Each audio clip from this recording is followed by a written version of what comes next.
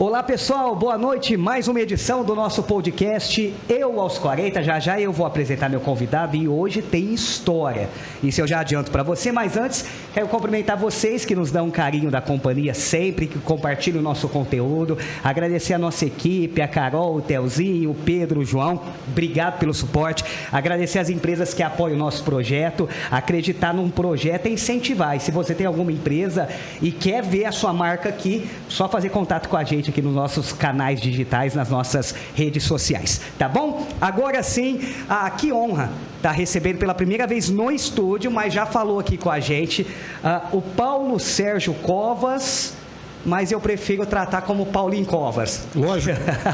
Paulinho, obrigado pela presença. E aí, quando eu te apresentava e falava que hoje tem história, eu tenho certeza que hoje vai ser um episódio histórico. Obrigado. Muito cumprido. Obrigado você pelo convite. Foi uma honra aqui receber o teu convite de vir aqui no teu podcast.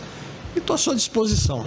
Paulinho, você é um cara apaixonado pela comunicação, né? E quando eu falo apaixonado pela comunicação, as pessoas já entendem, já remetem a veículos de comunicação, mas não só, né? Política, enfim, tudo que abrange comunicação, o Paulinho sempre foi envolvido, né? A minha carreira começou de criança já, né? Influência do meu irmão, que sempre foi um profissional de rádio aqui já, irmão mais velho, né? E então eu via meu irmão falar no rádio, eu pegava latinha de massa de tomate e começava a imitar os locutores também. E aí é uma consequência natural, né, Michel? Era questão de tempo, né? Quem te apresentou a comunicação foi teu irmão? Não tem dúvida. Que foi através dele. Começou aqui na Rádio Difusora, em Batatais, né? Daqui da Rádio Difusora de Batatais, eu fiquei acho que 1 ou 2 anos aqui. Eu comecei em 67. Você tem ideia? Fazer as contas, 56 de rádio e 54 de televisão. Tem. E tem história demais. É uma história comprida, viu, Michel? E o pessoal que às vezes, principalmente a juventude, né, Paulinho, que desconhece, você também já fez parte dos principais veículos de comunicação do país, né? Sim, eu trabalhei daqui, você tem ideia, da Difusora eu fui para a Rádio Colorado, da Rádio Colorado eu fui para São Paulo, trabalhar num banco São Paulo. Você não foi para trabalhar em comunicação em São Paulo? Eu fui trabalhar no Banco de São Paulo para pegar um gancho para poder entrar, né?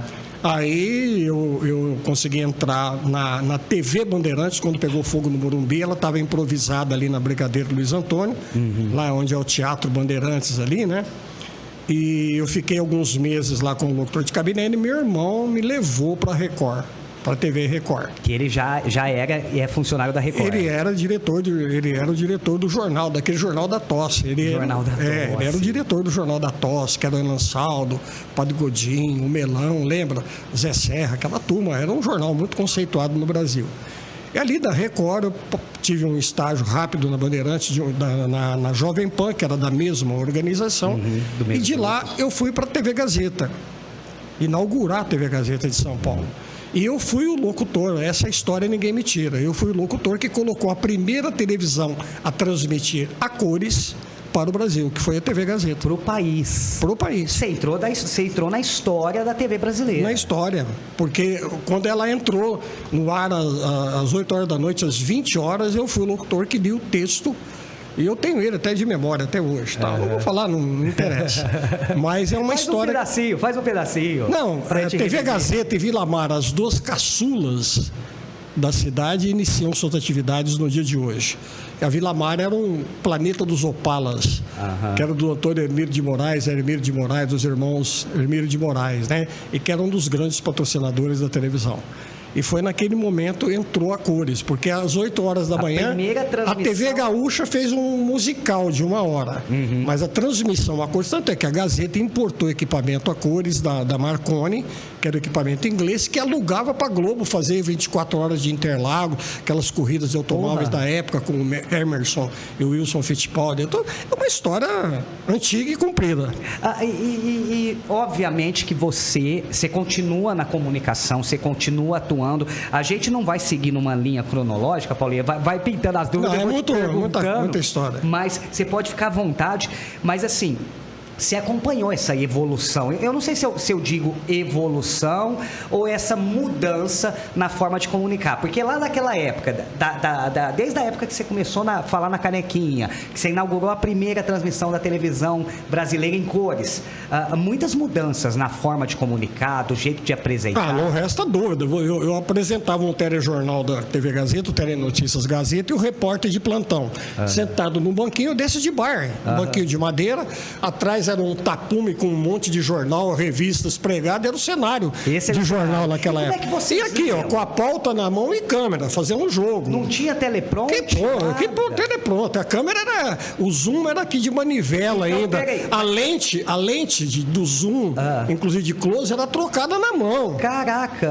Era a câmera... Se eu te mostrar uma câmera da TV, que era da TV, que Excelsior, que tinha fechado, da TV Tupi, estava na Gazeta, era câmera de 3 lentes, entendeu? Não tem... É todo um... O texto, mas o texto teu era decorado ou era improvisado? Não tinha nada era a pauta, você lia o jornal. E outra coisa, mas eu era repórter também. Sim. Quantas vezes coincidiu por falta até de comunicação ali dos próprios produtores do telejornal, eu estar apresentando o jornal e chamar uma reportagem que tinha sido feita por mim. E você aparecia... E o meu diretor de jornalismo na época, eu tive 2. Era o Guido de Santos e o Léo Pereira. O Léo era Isso na Gazeta. Diretor lá na TV Gazeta. Na Gazeta. Eles chegavam para mim e falavam assim, 10 horas da manhã, Covinhas, eu quero 3 matérias até as 4 horas da tarde. Eu quero uma factual, quero uma institucional de prateleira e quero uma de esportiva ou policial. E você ia correndo. E você tinha que criar, não tinha pauteiro, não tinha pauta, não tinha nada. Você saía e ia a campo buscar a matéria. A dificuldade era muita, né, Paulo? Porque assim, hoje os jornalistas, os veículos de comunicação têm um aliado muito grande que é a internet. Hoje você consegue fechar matéria no WhatsApp. Não tem dúvida. Mas são coisas, por exemplo, de lá para cá, quando eu voltei para o interior, aí eu fui dirigir a TV Record, fui dirigir a Rádio Renascença de Ribeirão. A Rádio Tropical, fui dirigir aí nós abrimos a Rádio Show, que era do Baleia, do Wagner Rossi e tal. Isso foi quando eu saí. Mas quando eu vim para a Record em 89, né, foi acho que 89, se eu não me engano. 89, é Record de Ribeirão.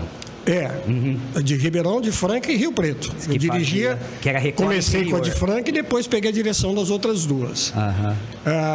Ali a gente fazia realmente eu abri ali 11 programas regionais, entendeu? Que foi naquele boom que a Record deu no interior. Foi aquele boom, com vários apresentadores regionais e tudo mais, porque era a única televisão que tinha com programação regional. Ainda estava montando a Clube, estava montando a EPTV, a Record era a única emissora. Foi ali que apareceu o Balanço Geral? Foi nessa época? Não, muito antes. O Balanço Geral foi muito depois, mas muito depois. Muito depois. E depois eu fui, quando eu saí da Record, eu fui para a direção da Record, que era o mesmo presidente, me convidou para dirigir a Rede Família, a parte comercial, que era Ribeirão Preto, Limeira e Campinas, que tinham comprado a antiga TV Tati. Eram 3 emissoras. E eu já estava como vereador aqui em Batatais. Sou o primeiro mandato do Zé Luiz. Eu era líder dele da Câmara.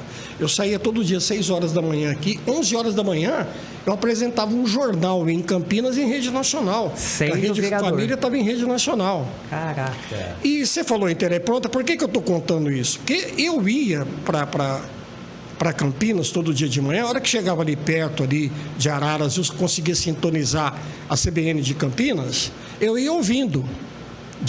Ali de Limeira, tal, né? De Araras até Campinas.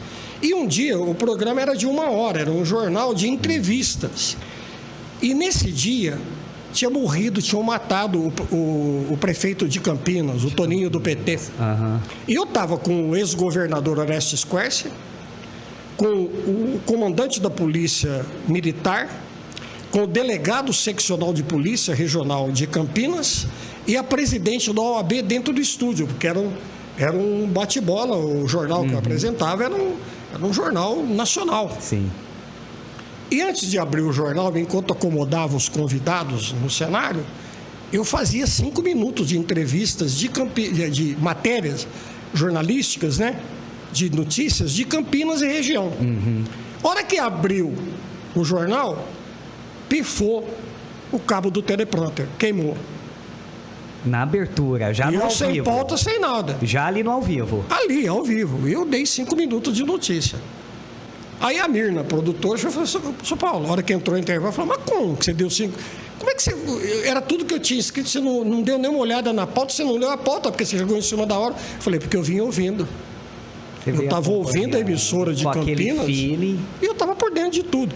É diferente do cara hoje que chega lá, ó, aqueles engomadinhos. Hoje é muito mais muito programado, produzido. né? Não, tem jornalista produzidinho, né? Sim. Que a hora que queima o que é pronto, ele não fala uma frase de improviso. É a diferença que o rádio dá para todo apresentador de televisão, principalmente. O rádio, ele dá, né? Ah, não Essa tem dúvida, bagagem, né, Paulo? não tem dúvida. Você também tem história. É a vivência. Exato. É a vivência. Obviamente que, como todo comunicador, você teve ali seu estralo no rádio, né? Com certeza. Mas o rádio, ele é aquela coisa, eu acho que todos nós que passamos pelo rádio, a gente não consegue sair do rádio, né? Eles estão muito equivocados, porque eles acham que a internet vai morrer o rádio, é o contrário.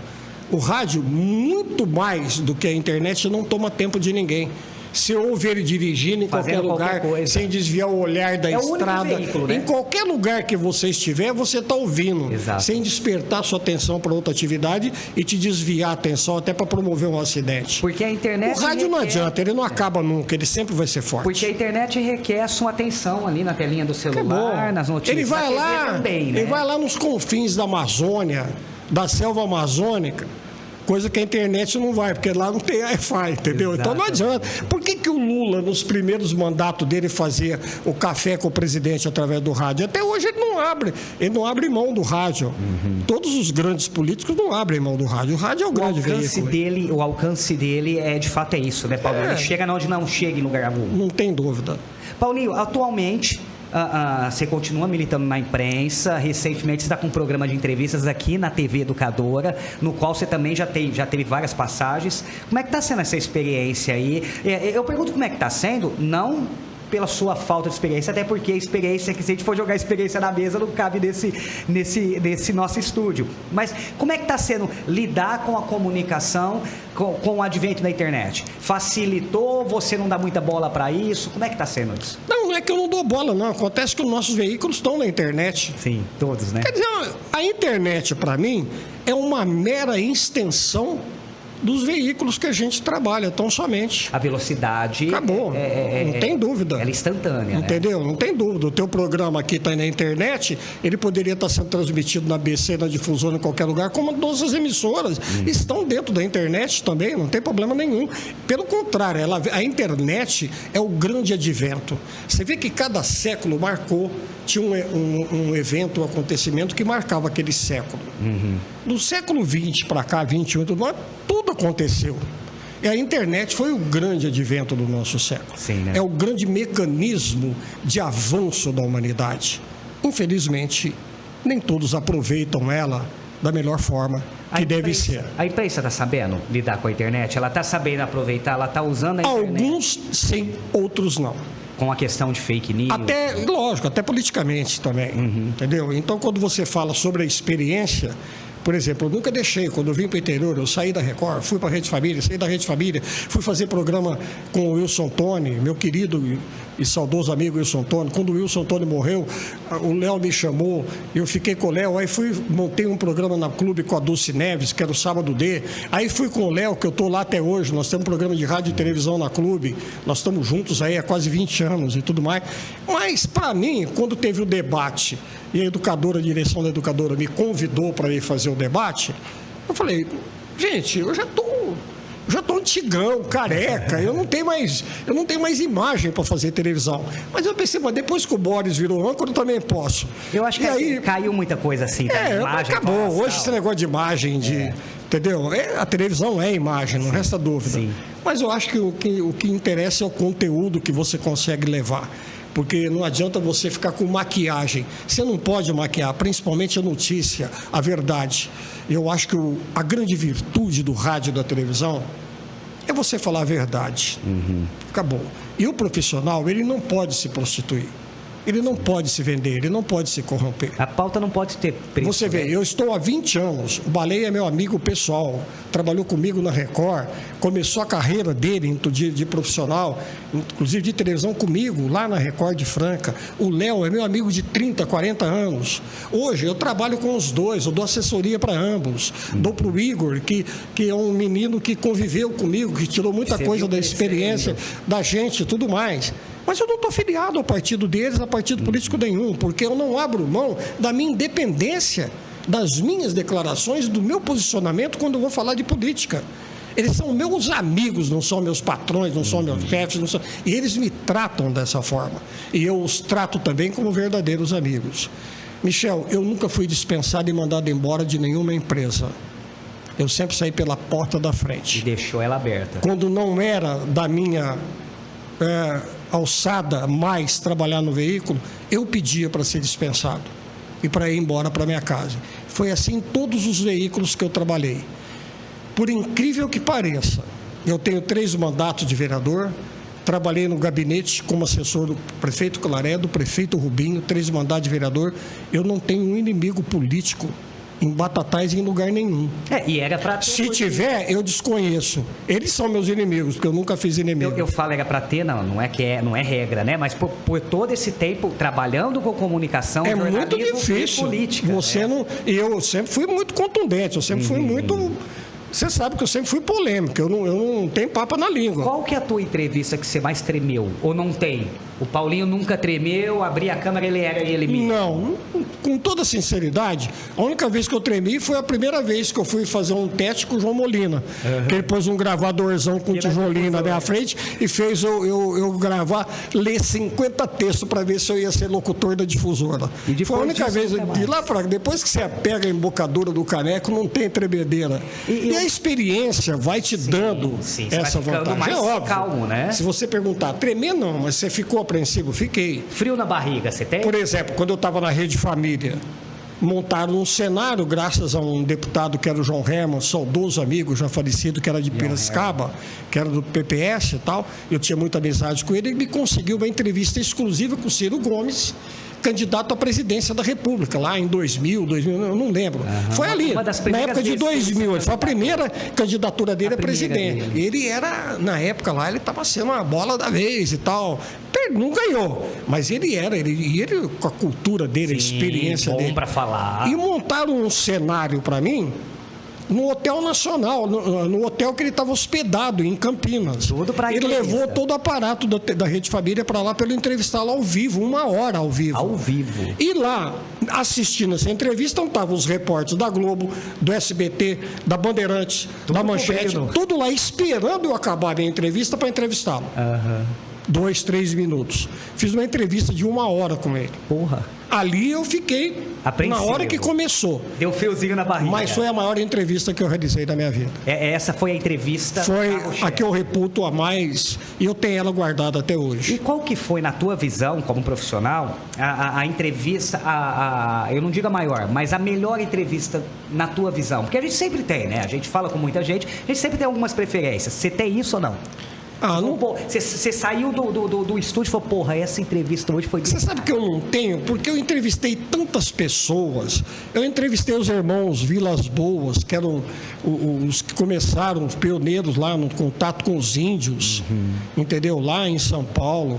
Eu entrevistei as maiores personalidades. Eu entrevistei Lula, já entrevistei o Ciro Gomes, entrevistei Fernando Henrique Cardoso, entrevistei Marina Silva, entrevistei todos, praticamente quase todos os senadores, deputados da República, Paulo Maluf, todos eles. Eu entrevistei em São Paulo, em Campinas, em Ribeirão, em Rio Preto, por onde eu andei. A minha história é muito comprida.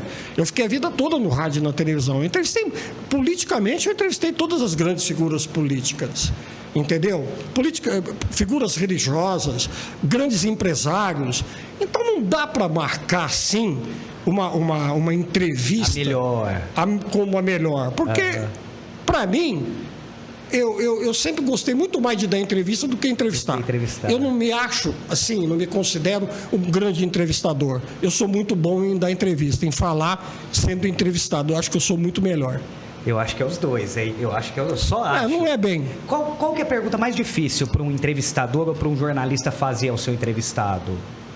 A pergunta mais difícil que você... A que mais, sei lá, é apertar o entrevistado, qual que é uma situação que constrange? É aquele que vai atingi-lo realmente, pessoalmente. E eu não faço esse tipo de pergunta, porque eu não entro no pessoal. Uma coisa que eu aprendi no jornalismo, e eu desenvolvi como autodidata, inclusive, da política, eu não faço perguntas... Eu posso fazer perguntas capciosas, mas de desmoralização, de cunho pessoal, de comprometimento. Como a vida do político ela é pública, a pergunta pública você faz. Ok, que é de interesse. Agora, você entrar no pessoal, no campo, você roubou, você está sendo papapá, que você meteu a mão, você roubou, você fez... Eu não gosto de fazer esse tipo de coisa. Porque, em primeiro lugar, eu tenho a minha religiosidade, ô Michel. E nós não temos o direito de nos julgarmos melhor do que ninguém, porque todos nós somos falhos. Sim. Todos nós somos falíveis, nós somos seres humanos imperfeitos. Perfeito é só Jesus. O único indivíduo que passou como homem aqui por esta terra foi Jesus. O resto é falho. Todos nós falhamos. Nós erramos no cotidiano, no dia a dia. Entendeu? Você não pode ficar me avalizando, porque você não sabe o que eu vou fazer no dia de amanhã. Eu sou imprevisível. Então, eu acho que a autenticidade do jornalista é que diz, é que vende a imagem dele. Você pode ser autêntico, sincero, verdadeiro, sem desfazer, sem desmerecer. Porque a partir do momento que você passa a querer desmerecer o teu entrevistado, o que é que está agindo? Não é o teu ser essencial. Exatamente. Não é o amor divino que Deus plantou em você, é o orgulho, é o egoísmo. Exatamente. Porque você se acha mais importante. Desculpa. Imagina. É o italiano, conversa com as mãos. Radialista. Você se acha mais importante do que o seu entrevistado. Você acha superior. Que dia que você me viu, com todo o currículo que eu tenho, de chegar lá na BC e esnobar os nossos colegas que nunca tiveram oportunidade de sair aqui de Batatais para galgar uma grande emissora? Que dia que você me viu com esse rompante de superior? Pelo contrário, tem hora que eles tiravam até umas casquinhas de mim lá, porque eu sempre me coloquei na mesma altura de qualquer colega. Eu não me julgo superior a ninguém. Esse é o segredo, Paulinho? É o segredo de você conseguir exercer essa profissão? Por que eu estou te perguntando isso? Porque quando a gente mexe com o jornalismo, a gente mexe com a vida pública das pessoas, a gente mexe com a vida política. Lógico. E aí a tendência é pessoas não gostarem muito. Mas principalmente quando você critica. Mas o grande segredo é você criticar. Eu vou usar até um termo que é policial, o modus operandi da política. Você tem, porque o que tem de crime hoje dentro da política é modus operandi mesmo. Operandi. Então, a forma do político, exatamente. Você critica a atuação, a forma, entendeu? O desenvolvimento dos projetos, da política, da imprensa, de tudo. E não a pessoa. Você nunca me viu, não, porque o Bolsonaro, chamar ele de Bozo, chamar o Lula de ladrão, chamar o Lula de corrupto, chamar o cara de não sei... Para com isso, a sociedade já julgou. Sim. E eu não faço pré-julgamento.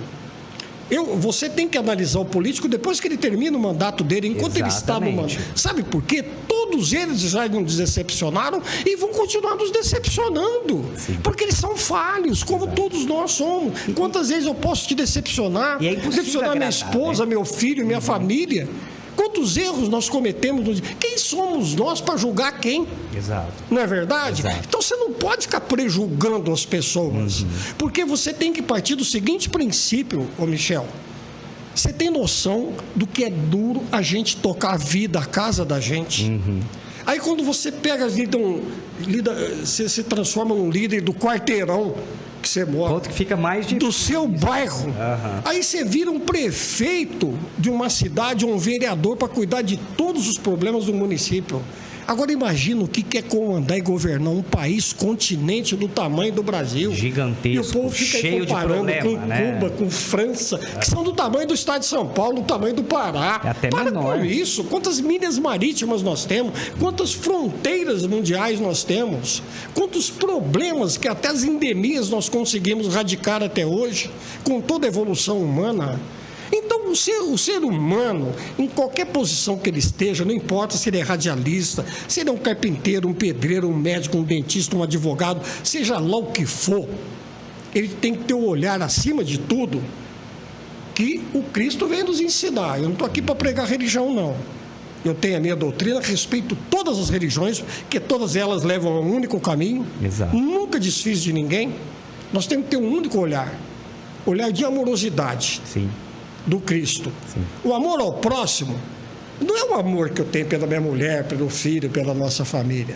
O amor que o Cristo disse que nós temos que ter é respeito pelo próximo. Respeitar as diferenças, saber conviver. Porque se você respeita, você está amando ele. Entendeu? Como ama a si próprio. Exato. Porque você quer ser respeitado.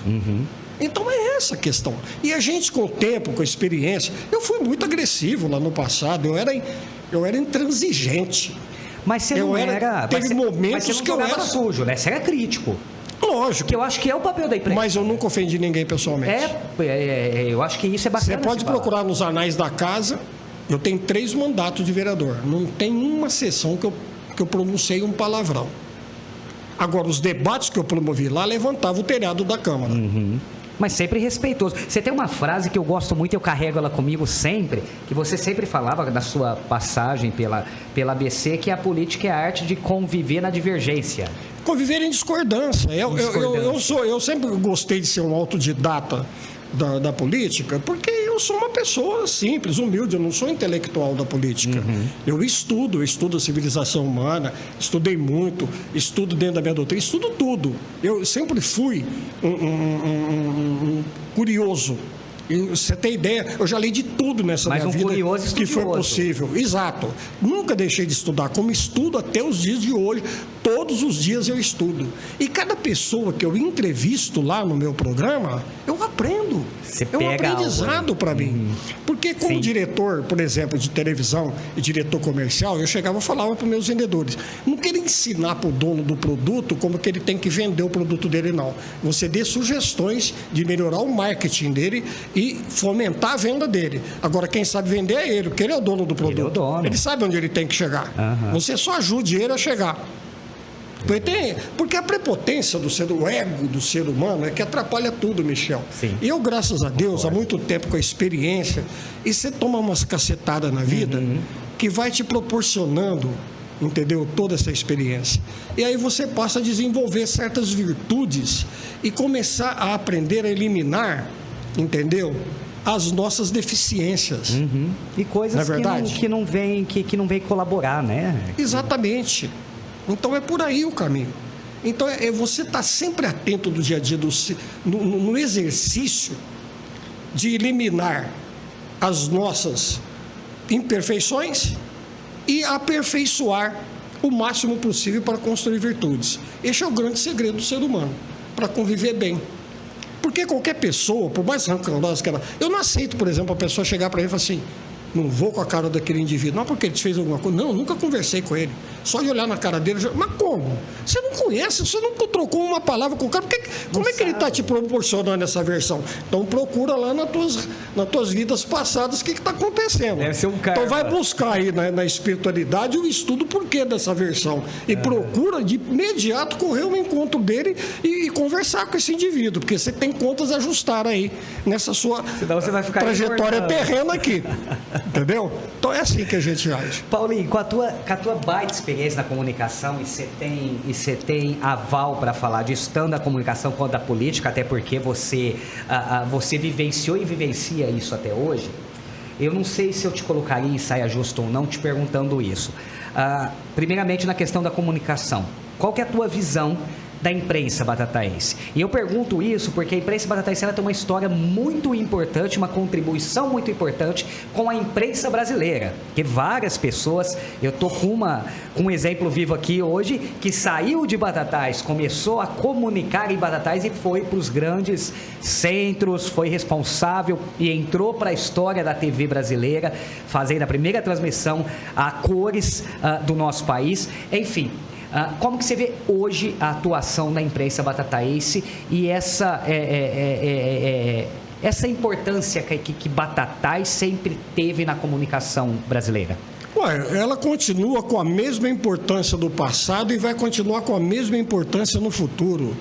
A imprensa, nós não podemos esquecer, seja de Batatais ou de qualquer país do mundo, é a principal protagonista do nosso processo de redemocratização. Já começa por aí. Porque sem a imprensa não teria acontecido. Naquela época não tinha internet, não tinha redes sociais, não. É isso aí que as pessoas não têm memória para considerar. A imprensa não faz fake news. Porque seja qualquer emissora de rádio, até o teu podcast aqui, tem que responder. Sim, sim. Tá certo? Então, você não vem aqui fazer fake news, porque se você fizer, você vai ter que responder juridicamente. Então, tem que respeitar essa profissão. Hoje, ela está um tanto quanto combalida, porque todo mundo com a internet está se achando um profissional da imprensa. Exato. Para fazer um monte de besteiras aí. Tanto é que nós, os profissionais da imprensa, hoje temos um trabalho duplo, de informar e desmentir tudo que as fake news publicam. E muitas vezes... Nós temos um trabalho duplo hoje, viu, Michel? Às vezes a gente coloca a informação em segundo plano para desmentir. Então, acabou. Então, quando eu voltei e quando realmente me conscientizei que eu tinha, você vê, eu voltei, eu nunca saí. Eu estava lá fora. Eu ia te corrigir. Eu estava atuando lá fora. Eu estava na Clube, eu estava lá na Rede Família, eu estava na Record, eu estava na Jovem Pan, eu estava fora daqui, mas eu estava na Difusora, eu estava na ABC e agora na Educadora. Por quê? Porque eu me senti na obrigatoriedade de retribuir ao que esse meu saudoso e querido amigo de infância. Nós fizemos primeira comunhão, fizemos o catecismo junto, fizemos o tiro de guerra, entramos na mesma semana na Rádio Difusora, que é o Carlos Henrique. Em estar lá, contribuindo com o sonho que ele acalentou a vida toda. Era o amor da vida dele. E quando eu briguei, até quando deram o nome dele, você lembra? Eu estava na ABC, eu falei, eu acho que o nome do Carlos Henrique não era para o Carnaval, tinha que ser para o Museu da Imagem do Som de Batatais. A importância do Carlos é a mesma que... A mesma do Sr. João Molina, que começou como locutor e se transformou num dos maiores proprietários de comunicação da nossa região.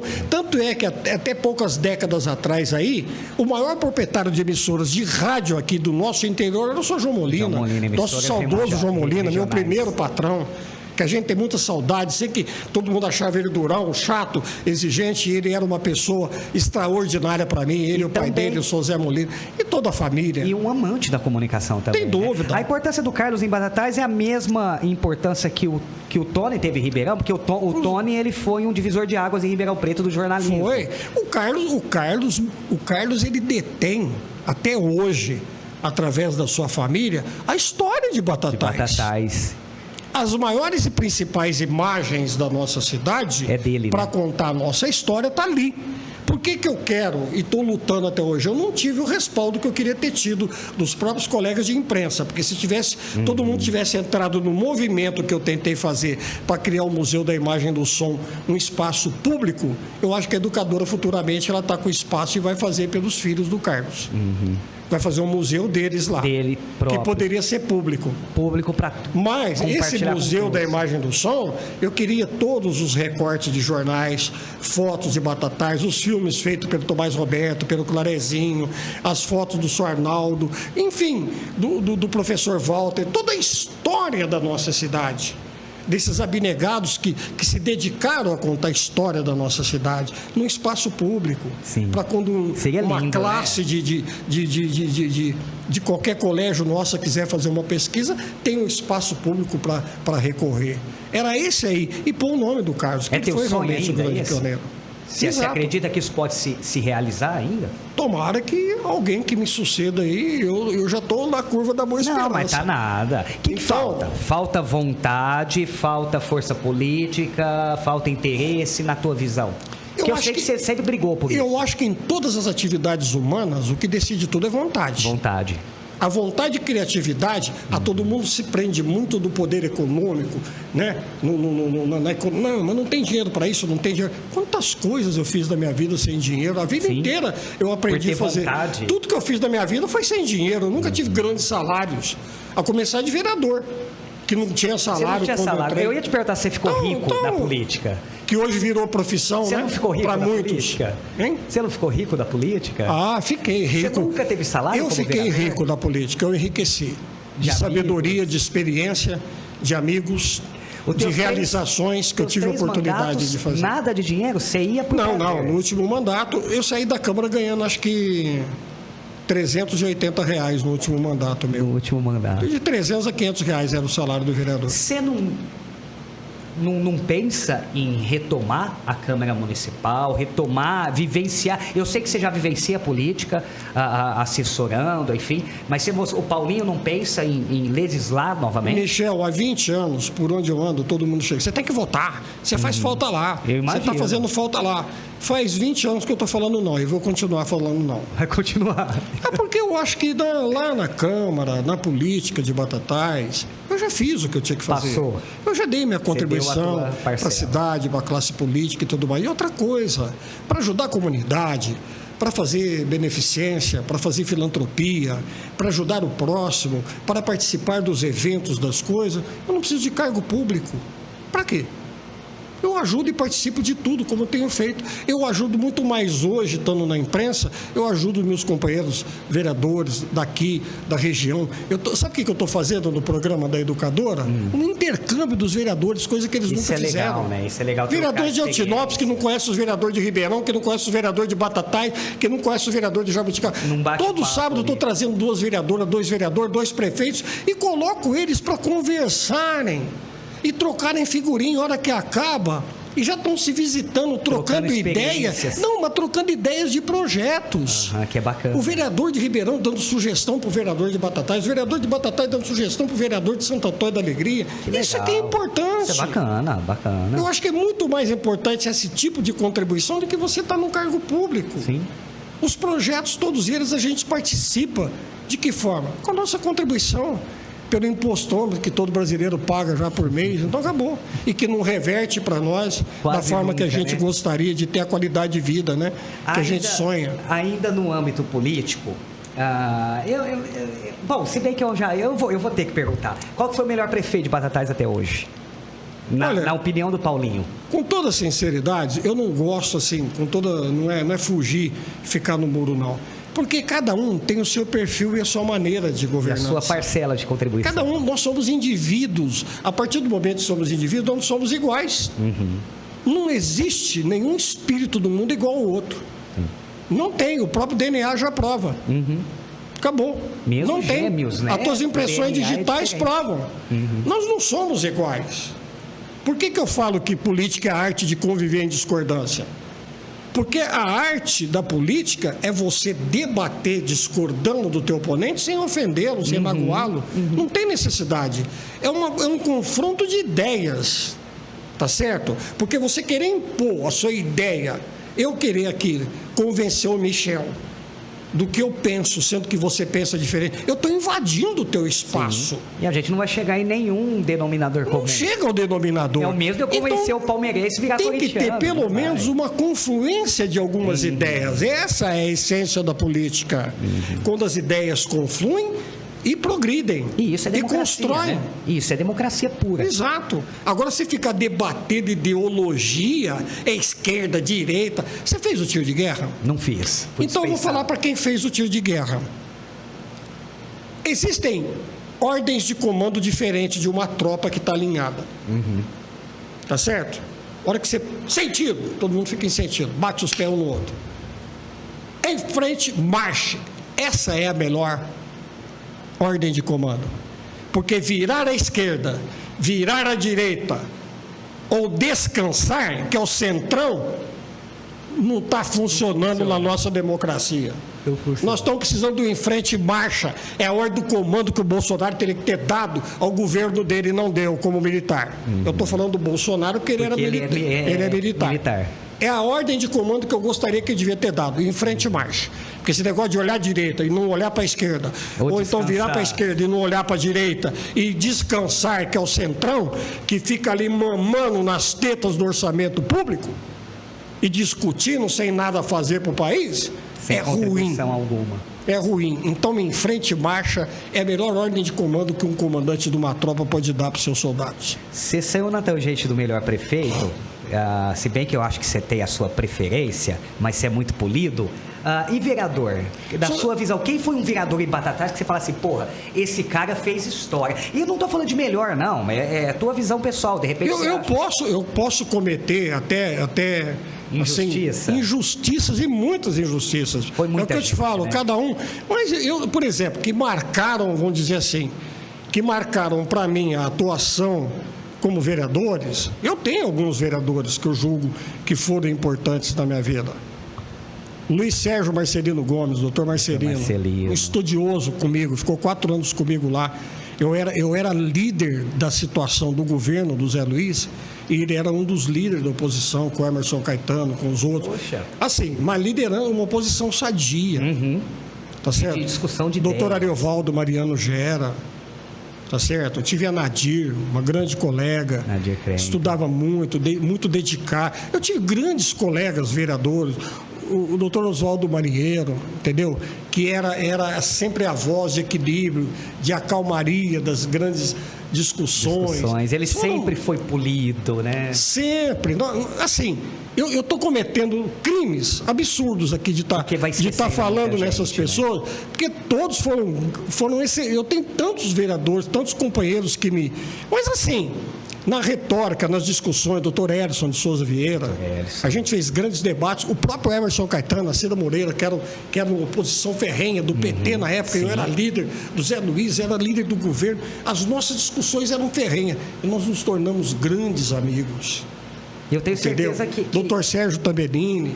Eram debates que a gente... Eu estou falando assim, porque eu era PDS, eles eram MDB, eram as contendas que tinham partidárias. E nós nos tornamos grandes amigos. E depois eles acabaram até se unindo, o Claré com o Geraldo Marinheiro. Enfim, é toda uma história. Você vai falar para mim, quem foram grandes políticos?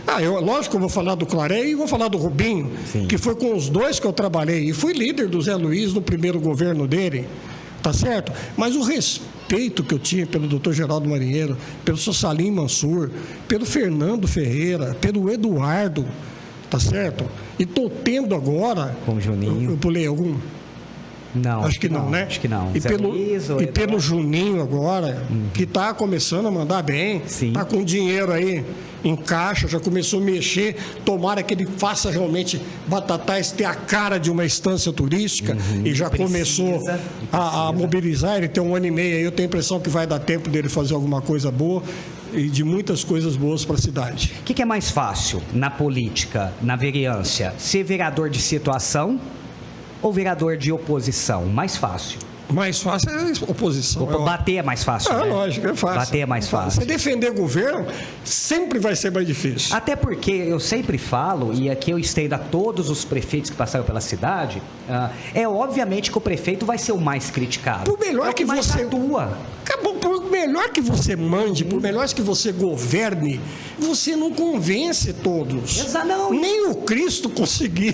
E como que eu vou hoje criticar o ex-prefeito Zé Luiz, sendo que ele não tá à frente da prefeitura, então ele não está agindo. Eu sempre falei o seguinte, a crítica, acima de tudo, ela vem do ego. Esse negócio de falar, não, eu estou fazendo uma crítica, não existe crítica construtiva. Não tem, Paulinho? Não tem, crítica é crítica.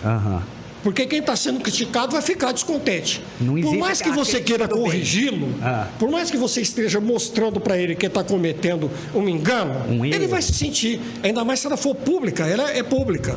Se você critica aqui, no particular, chega lá, pede uma audiência. Foi um dia que eu falei, estava batendo no boca, falei, gente, faz o seguinte, em vez de vocês ficarem fazendo discurso aqui, pede uma audiência para o prefeito, vai lá e fala tudo na cara dele, tudo que você tem que falar. Foi o que eu sempre fiz. Doutor Geraldo sempre me respeitou muito, eu era líder da oposição contra ele. Ele tinha um carinho por mim, que até os correligionários dele ficavam com ciúmes de mim. Do respeito que ele tinha por mim, pela amizade que tinha com o papai, fazer aniversário no mesmo dia. Só Salim, eu ia comer queijo 2, 3 vezes por semana com ele, com a dona Carici, lá dentro da casa dele. Eu era líder da oposição contra o governo dele. Eu demiti um repórter da Record, e recontratei ele no dia seguinte, porque... Só para judiar dele? Só para dar só para ficar... Para dar uma chegada nele, firme nele, porque ele veio entrevistar o Sr. Salim, eu estava em Rio Preto, ele veio aqui, e eu estava como vereador, eu falei, eu não quero nenhuma equipe minha fazendo matéria dentro de Batatais Política, sem a minha autorização. e sem o meu conhecimento. Eu não admitia, porque eu nunca usei meus veículos de comunicação para fazer covardia e para abusar das pessoas ou desmerecer as outras pessoas. Nunca fiz isso, Michel. Tanto é que quando eu fiquei, todos os anos que eu fiquei como diretor da Record, você nunca viu a TV Record vir aqui fazer matéria pejorativa. Você nunca usou a seu favor. E eu era líder de oposição. Entendeu? Então, a gente tem que saber separar as coisas da vida. Entendeu? É essa que é a questão. A gente tem que saber separar. Política é política, vida particular é vida particular. Eu não admito que as pessoas adentrem as vidas particulares de ninguém. É uma invasão totalmente de privacidade, acabou e tudo mais. A política é para ser tratada no campo da política. A tua vida familiar é dentro da sua vida familiar e acabou. A sua vida religiosa é dentro do seu templo, da sua religiosidade e assim por diante. Quando começa a misturar e jogar tudo dentro de um balaio, a pessoa se perde. Exato. E não tem, e você não tem o direito, né? Você como profissional, você pode criticar, cobrar, ou enfim, a ação do político X. Não tem dúvida. Não tem nada a ver o que ele faz depois nas suas várias vagas, né, Paulinho? E o gostoso, por exemplo, a meninada lá da educadora. Eu falo meninada porque todos eles ali têm metade da minha idade. Você é o decano de lá. Eu sou trecano, né? Decano. Você é o Toquinho. Então, na realidade, da forma que eles me receberam, o carinho, coisa e tal, né? Um dinossauro já da comunicação com essa moçada aí. E a gente consegue falar a mesma língua. Por quê?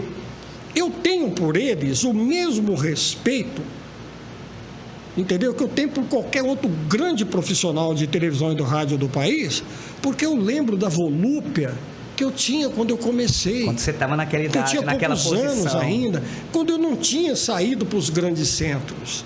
Então eu acho uma covardia o cara que teve outras vantagens e outras grandes oportunidades vir querer tripudiar, entendeu? Os que não tiveram oportunidades para adquirir as experiências que a gente tem.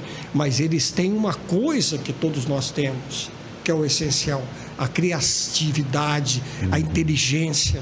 Não importa que eles não saíram. Você me perguntou sobre a importância da imprensa de Batatais. Era importante, como a Globo, Bandeirantes, Record, aqui para a nossa cidade, né? A imprensa da nossa cidade é a Globo de Batatais, e daí? E muito melhor do que a Globo, porque a Globo bota um monte de porcaria, as outras grandes emissoras jogam um monte de porcaria que nos interessa, enquanto que a nossa imprensa doméstica aqui faz o trivial e o essencial para a nossa vida. Exato. E nós temos que respeitá-los, né? Porque eles são jovens, experientes. E os que não são jovens já são experientes e têm o conhecimento da nossa cidade, têm o convívio. Eles policiam o nosso político no dia a dia, sabe que hora que o vereador está na sogra da casa dele, no clube, no cabeleireiro, sabe tudo. Ele acompanha o político para ele passa, ele sabe o dia a dia do Juninho, faz ponto ali na porta da prefeitura, cerca na porta da casa. Sabe o dia que ele está na cidade, o dia que ele não está. E o político mais vigiado é o nosso. É o nosso, né? Acabou. Eu acho que mais que o prefeito, o vereador, né? Acabou. Isso é ódio, isso é né? salutar. Sim. Porque então, a gente sabe onde é, a gente bate na casa. Aí a importância da nossa imprensa. Não tem que ficar comparando com imprensa regional, com imprensa nacional. Não. É respeitá-los, porque eles estão fazendo o dever de casa deles, no dia a dia da cobrança ali, sistemática. Eles ficam no pé ali. E eu admiro todos, eu gosto, eu dou risada, eu me divirto. Nessa experiência toda que você tem, incluindo você também, na sua visão, eu sei que é ruim falar o melhor, mas aquela pessoa que você vê que foi um baluarte da comunicação até hoje de Batatais, ou do passado, ou do futuro, qual foi uma pessoa de suma importância para a comunicação da cidade? Ou que você se inspirava no seu começo de carreira? Não, nós tivemos grandes locutores, apresentadores, eu posso citar alguns que a nossa população, só os mais antigos vão lembrar: o Carlos Alberto Magalhães, o Massa, que tinha o apelido de Massa, João Lopes de Oliveira, Fausto Benini Degani, lá da antiga, lá daquela época, entendeu? E vinha o José Claré de Melo, Zé Foguete, o Claré Dalpículo, João Carlos Bianco, história lá do passado da nossa, Rogério Riso Vitor, entendeu? Tomás Roberto, que está até hoje aí. E eu vou cometer crimes, porque eu já estou esquecendo no meio dessa turma aí um monte de gente importante. E o Cova Júnior, que foi o meu grande inspirador, entendeu? São os nomes lá do passado, do rádio, que a gente vai lembrando. Sim, sim. Não é verdade? Então foram grandes nomes do rádio. De todos eles aí, o Roosevelt Aman, que ninguém sabe aqui de Batatais hoje quem foi um dos grandes nomes. O Guerino, entendeu? Cunha Neto. Gente, é muita gente, Paulinho. É muita gente que foram, o Guerino, Cunha, todos eles foram embora para São Paulo, Roosevelt. Pessoas que trabalharam aqui em Batatais e foram para as grandes rádios de São Paulo, do interior de São Paulo e assim por diante. Os mais, assim, recentes que foram eram o Cunha, o meu irmão e eu. Que foram os mais recentes, que foram para fora realmente. Sim, na geração. Que eu lembro aqui do momento, agora de repente pode me dar um branco aí, e assim por outro. Mas tinham vários, Zé Adalto Cardoso, que chegou a ter uma passagem também. É muita gente, era o Canelli. O Canelli era meu contemporâneo, hoje ele tem, acho que é um cartório, não sei o que ele tem lá em Santos, na Baixada Santista, era locutor junto comigo, né? E tem os meus contemporâneos, que eram o Carlos Henrique, o TT, o Odilon, enfim, todos aqueles, Carlos Ramon, J. Alves, o Batista, que era aquela época, depois que eu voltei para Batatais, entendeu? E o Batista tá antigo. O João Luiz, também, que né? estava que era gravava comigo na CH Produções, do Carlos Henrique. Tudo do Carlos. E a parte toda, a parte técnica, o Toquinho, a Lourdes Tonete, o José Otávio Boareto, entendeu? Muita Meninos gente, que né? começaram com a gente, o Alex, né? Meninos que começaram com a gente ali, que trabalhavam, Levi. Eu estava esquecendo do Levi, que foi um dos maiores nomes do rádio aqui de Batatais, na parte técnica, que faleceu recentemente e tal, tudo mais. Então, você vê, a gente vai cometendo equívocos, erros aí, que né? Você vai esquecendo, e me perdoe as famílias aí, daqueles que eu não citei, são tantos, né? Que fizeram a história do rádio em Batatais. Paulinho, que história bonita. Eu sei que se a gente continuar aqui por mais 2, 3, 10 horas, 20 horas, aí a gente tem história... vai cansar o teu público. Mas assim, eu fico muito feliz de você estar sentado aí, porque e sem média nenhuma, sem demagogia alguma. Você é um cara que eu sempre muito admirei pela postura, pela forma de cobrar, pela forma de fazer comunicação, pela forma de fazer política. Eu não sei se eu admiro, porque eu tenho a audácia de me assemelhar muito, de me achar parecido, ou de pelo menos falar, pô, esse estilo é muito legal, ou se de fato é essa forma que me encanta, mas eu acho que é isso. Eu acho que você conseguiu na tua história, está conseguindo na tua história de vida e profissional, conseguir unir a comunicação com a política, com a filantropia, usar a comunicação para poder fazer a vida das pessoas um pouco melhor, que eu acho que esse é o maior objetivo da comunicação, e muitas vezes a gente envolvido na comunicação, a gente esquece disso. Não tem dúvida. Sabe por quê, Michel? Se a gente estudar desde da orientação religiosa que a gente tem desde criança, até depois da formação que a gente tem intelectual e moral, que são dadas pelos nossos pais, pelos nossos mestres, pelos nossos grandes articuladores religiosos e tudo mais do mundo, a gente tem que entender que nós viemos nesse mundo para servir. Nós não viemos para ser servidos. Sabe por quê? Nós somos os usufrutuários de tudo isso aqui.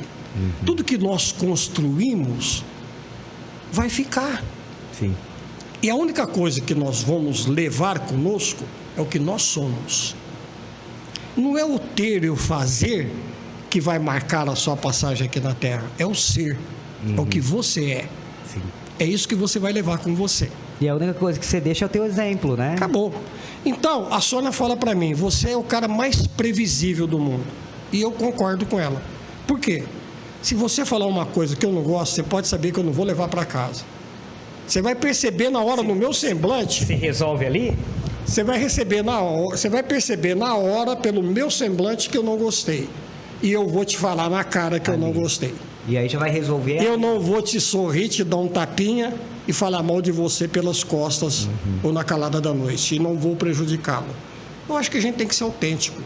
Sim. A vida tem que ser um confronto de verdades. Sim. E o que é verdade na nossa vida? Só tem uma verdade na nossa vida. Que eu aprendi, graças a Deus. É a lei divina. A lei divina é a única verdade. É a grande verdade das nossas vidas. E a gente tem que tentar segui-la. Não adianta você ficar muito comprometido, muito preocupado com a lei dos homens. Óbvio. Você tem que respeitá-la sim. Sim, sim. Mas você vai ser cobrado, não é pela lei dos homens. Quando você for embora dessa vida, você vai prestar contas da única verdade, que é a lei divina. E foi essa aí que eu aprendi a seguir já de algum tempo. Então, eu melhorei muito minha maneira de ser, melhorei muito um pouquinho a minha maneira de expressar, continuo ainda com as minhas deficiências, entendeu? Totais, que todos nós temos, não é verdade? Aí a gente vai buscando construir virtudes o máximo do possível, porque já está chegando a hora quase da gente ir embora, e a gente tem que ir um pouquinho melhor do que nós viemos, porque nós estamos aqui para isso. Nós não viemos nesse mundo, eu não vim aqui para te transformar, para transformar meu filho, minha mulher, não. Eu vim aqui para me transformar. Sim. E fazer o bem. A partir do momento que eu conseguir me transformar, eu vou estar cumprindo o objetivo dessa minha vida aqui nesse educandário terreno. Paulinho, que prazer, que aula. Eu tenho certeza que o pessoal em casa ficou assim, né? Porque você trouxe uma aula de história, uma aula de comunicação, uma aula de convivência e boa convivência. Só tenho que te agradecer, cara. Não, Michel, eu que tenho que agradecer, não é aula nenhuma, não. Pelo contrário, a vinha aqui foi mais um aprendizado para mim.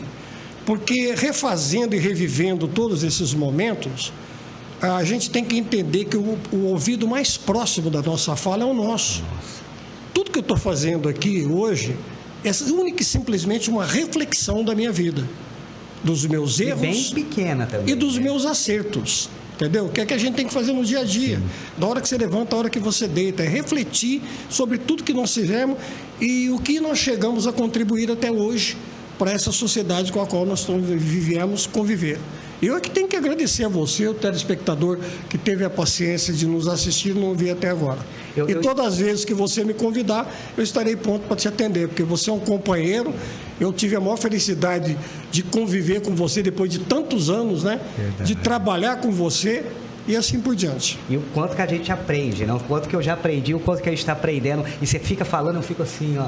Porque assim, de fato eu fico admirado. E de fato, quando eu falei, sem demagogia nenhuma, é uma aula. É uma aula de vivência, é uma aula de comunicação, é uma aula para quem gosta de comunicação. Enfim, eu acho que é isso. A intenção do nosso programa aqui sempre foi esse. Ter esse bate-papo informal, sem formalidade, sem pauta, sem pergunta. Mas você está falando isso em se inspirar, eu quero deixar uma mensagem para todos os meus contemporâneos, as pessoas mais idosas, mais vividas.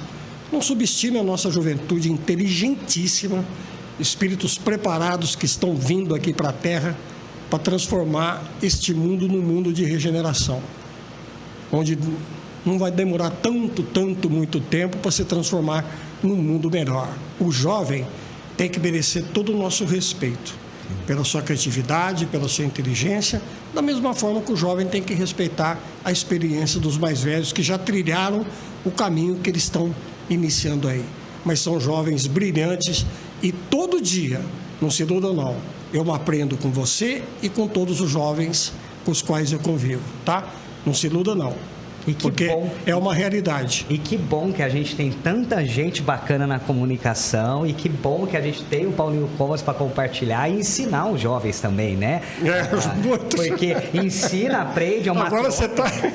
Mas ensina mesmo, Paulinho. Não ensina não, são reflexões que a gente tem que fazer. Quando eles chegarem na meia idade, eles vão estar com as mesmas reflexões ou até melhores, bem mais. E a gente fica muito feliz quando passa por aqui, quando senta nessa mesa pessoas com histórias que contribuem, e a gente fica com orgulho mesmo, porque é o que você falou, eu acho que você resumiu tudo esse bate-papo. Michel, eu tô aprendendo aqui, tanto que você está ensinando pra gente aqui, você não tem noção. Eu acho que não é ensinamento, não é. Eu acho que tudo que a gente fala, um pouco que a gente aprende, a gente tem que tentar procurar passar para frente aquilo que a gente aprende de bom. Isso não é ensinamento, é esclarecimento daquilo que está tão bom às nossas vistas e que nós ainda não aprimoramos o olhar de Jesus, que olha tudo com amor, sim, com simplicidade, com nitidez, com esclarecimento, sem julgamentos. Exato. Né? Eu estou tentando, Não é fácil, não, porque nós somos as nossas imperfeições são muito grandes. Sim.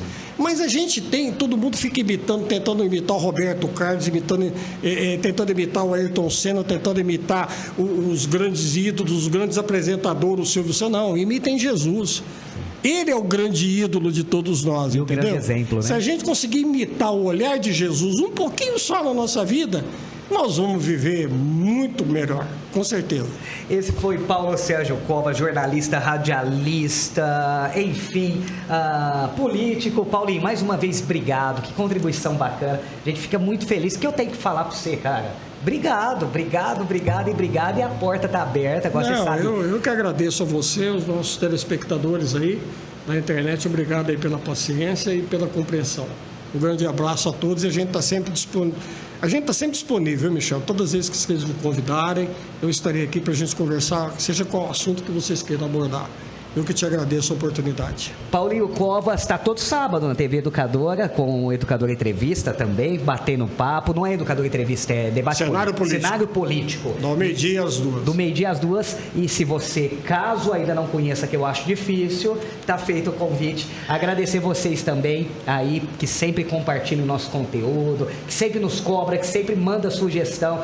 Chama fulano, chama ciclano. E o Paulinho estava nessas sugestões também. A gente já agradece vocês que nos ajudam a levar esse conteúdo diferente. Agradecer as empresas que apoiam o nosso projeto, agradecer, acima de tudo, o pessoal que nos ajuda, nos incentiva aqui a levar os nossos projetos para a internet, e lembrar você que semana que vem tem mais episódio, tem mais uma pessoa aqui, tem mais histórias para vocês, tá bom? Gostou? Curta, compartilha, leva o nosso conteúdo para todo mundo. Um abraço a todos, cuide-se e tchau!